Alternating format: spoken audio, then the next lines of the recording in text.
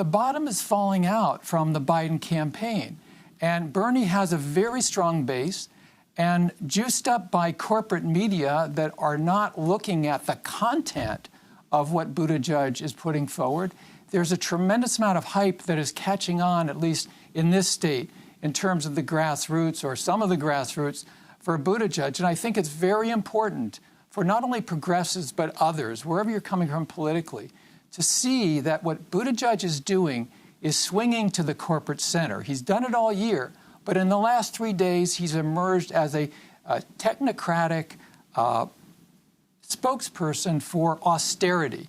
He's an austerity technocrat, and he's speaking for back to the future, obsession with deficits, cutting into the potential for anything like a Green New Deal. And that is part of the choice that's in front of the voters today. I would boil it down to a 5-year corporate media assault on Bernie Sanders. There was a notorious one-day period that FAIR, the Media Watch Group, documented on the eve of the pivotal Michigan primary in 2016, where the newspaper owned by the richest person in the world, Jeff Bezos, the Washington Post, published 16 negative articles about Bernie Sanders in 16 hours.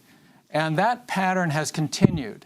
And what we've seen in recent weeks as Bernie's strength has risen is an escalation of the war on Bernie, not 100% war on Bernie, but the vast preponderance of coverage of Bernie from corporate media. And people need to remember that if you, for instance, don't trust Comcast, why would you trust a network that is owned by Comcast? These are class interests being worked out where the top strata of ownership and investors hires the CEO, hires the managing editors, hires the reporters. And so what we're seeing, and not to be rhetorical about it, but we really are seeing a class war underway.